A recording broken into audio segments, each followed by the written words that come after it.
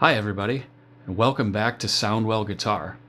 Today we're going to be discussing some new rhythms to apply to the chords that we've done on previous lessons. This is going to involve some upstrokes, another thing called chucks, and another thing called a tie.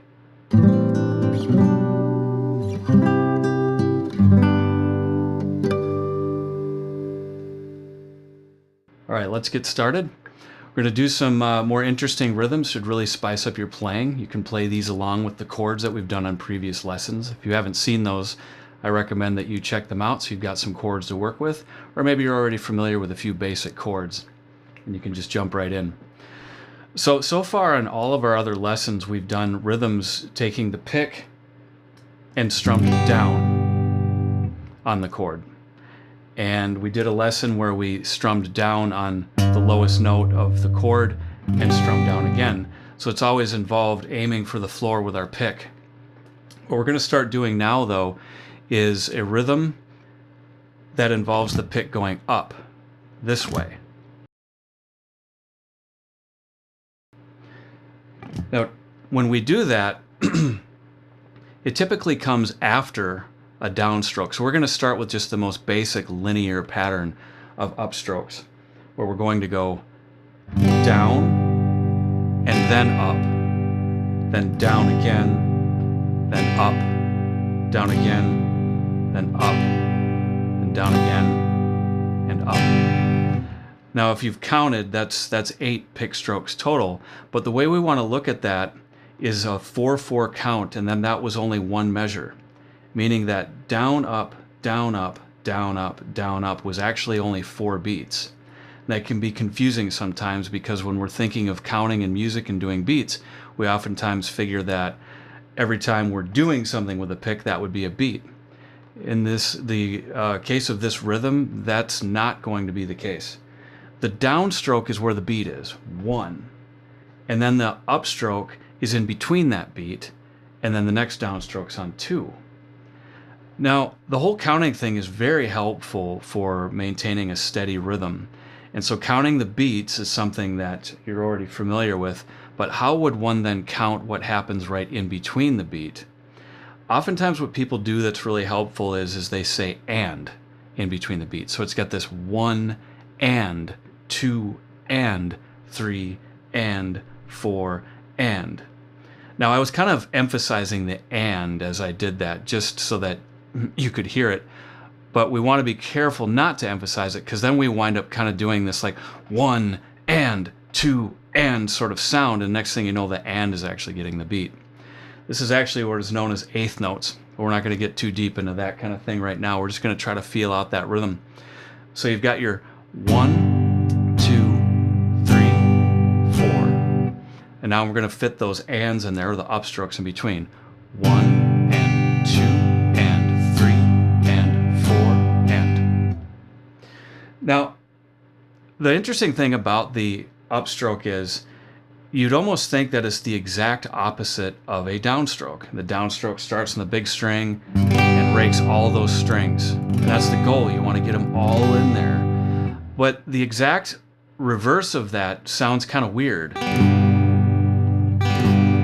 Now, I'm not saying you wouldn't ever do that. It's got a sound of its own that's useful for some things. But for this kind of rhythm, where we want just like a light, lilting feel to the rhythm, we're definitely going to want to do something a little different with the upstroke.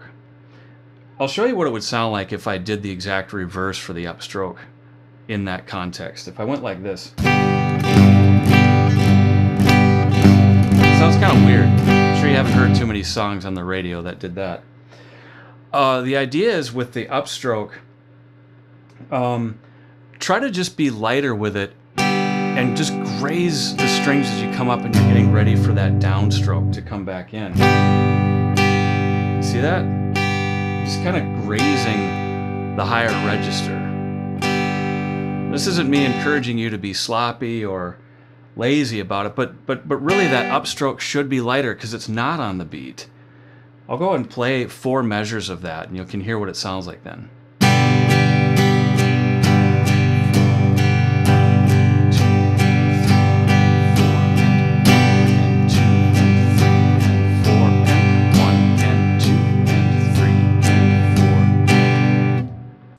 When doing the down, up, down, up, down, up pattern, there's a specific way that that would look like on paper.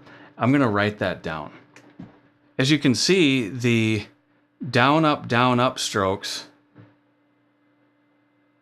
are written above what look like eighth notes, if you're familiar with reading musical notation.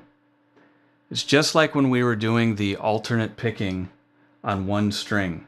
The staple-looking one is a downstroke and the V is an upstroke. Okay, let's move on then to our next rhythm.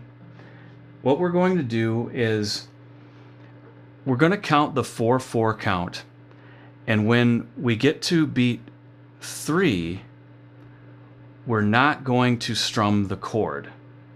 We're going to wait. We're going to strum on the and that's after beat 2 and the and that's after beat 3.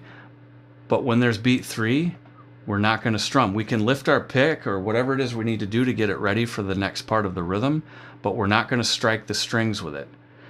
So it's still the 4/4 count, but it winds up being 1, and then we'll just go to beat 2 with a downstroke, and then 3, nothing, upstroke, 4, and. This can be very tricky at first when you're trying to keep that 4/4 count going and steady. I'll do it one more time. 1, 2, and 3, and 4, and. Now there I did it just a little bit more steady, and I'll give it a little bit of speed and you'll hear the benefit of this rhythm. It's pretty interesting.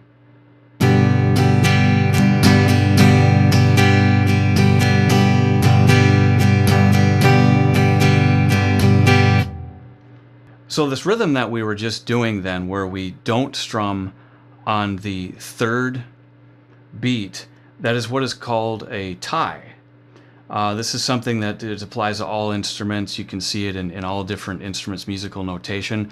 But it's just a way of the composer saying, let that note ring out longer. I'm going to write down on paper what a rhythm would look like with the tie in it. Now the tie in this rhythm is the thing that looks like a rainbow or a sad face. But the idea is that it's tied these together with the upstroke after beat 2, beat 3 comes in, and you're just letting it ring out. You're not going to strike it. And then you come back in with your upstroke, then down again for beat 4 and up again. But that's what your tie looks like. Let's move on to our next picking technique. This one's going to be called a chuck. A chuck is actually exactly like what it sounds like. It sounds like this. Now, the chuck sound is really just a percussive sound like a drum. It's really not dealing in major or minor tonalities or a chord or notes. It really is. It's just that noise. Once we get into playing in a rhythm, you'll see where I'm going with this. It actually has really awesome benefits with your rhythm when you can put it in there and get it naturally, and get it to feel natural. Let's talk about how you do it. You're going to take the side of your hand and put it on the strings. So just ahead of the bridge there. You can come forward a little bit. There's a lot of different placements you can do and it'll still create that same sound. The point is though, is when you do it, you're going to be holding a chord because, well, that's what you're going to be strumming, but you're just going to do this in a few different spots in the rhythm. You don't want to hear that chord when you're doing the chucking sound. If you can hear the chord, then you're not doing it right. We want no sound of notes at all, just that noise, that chucking sound. I'm going to write down what a rhythm would look like with that chuck in there. Do you see now how on that rhythm there's an X on beats 2 and 4? Those are the chucks. So In order to do that in the context of down and up strokes on a chord can be very difficult, but I want you to keep one very important thing in mind with this next rhythm that we're going to do. The pick moves in the exact same direction as our first rhythm that we did on this lesson. The down, up, down, up, down, up, down, up. So that was 4 downstrokes and 4 upstrokes. It's going to be exactly like that. The pick movement does not change. However, beat 2, we're going to do that chuck. And beat 4, we're going to do the chuck. So it would sound like this. 1 and 2 and 3 and 4. And. Did you notice, like I said, it's still just down, up, or down, up, down, up, down, up, down, up. It's just that on beat 2, put your hand down on the strings to create that muted sound, and same with beat 4. I'm going to play the whole rhythm then up to speed a little bit so you can hear the benefit of this one and hear how cool it sounds.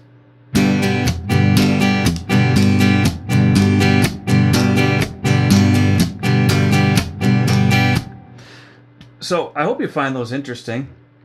I want to talk a little bit about practicing this. Like when doing downstrokes, having a really rigid arm doesn't have a whole lot of consequence to it at first. It's just that simple beginning rhythm. And we tend to be really stiff when we're first starting out. But as we get more advanced, we want to start loosening up and making sure that these rhythms that we're doing are much more natural. We loosen up our wrist a little bit.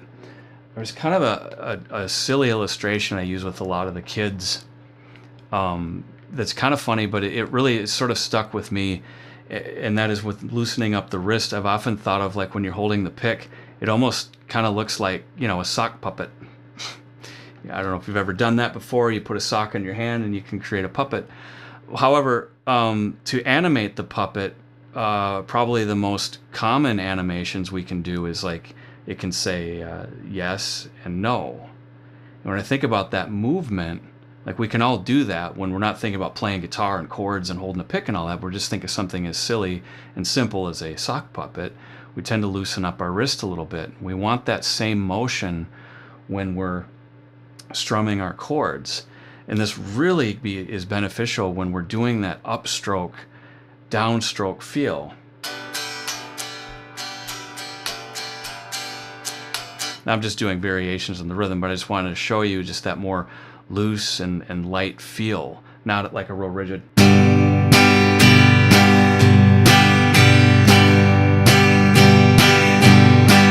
So hear that? It's very brassy and bombastic, and we don't want that sound. So try to loosen up the wrist, even your shoulders too. You don't want to wear them like they're earrings. You loosen up the wrist, and we'll do the first one.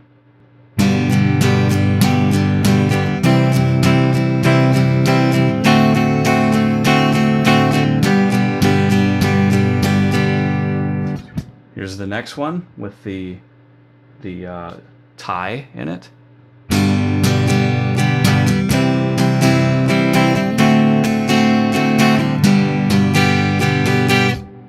And now here's the one with the chuck.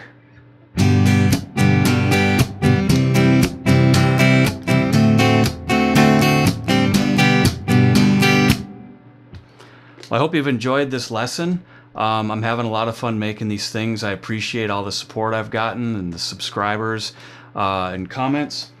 And keep on watching. I'm going to keep trying to make as many of these things as I can. I'm pretty busy with students and my band and everything else, but I really love doing this, so I'm really working hard to make sure I keep making these on a steady basis. So stick around.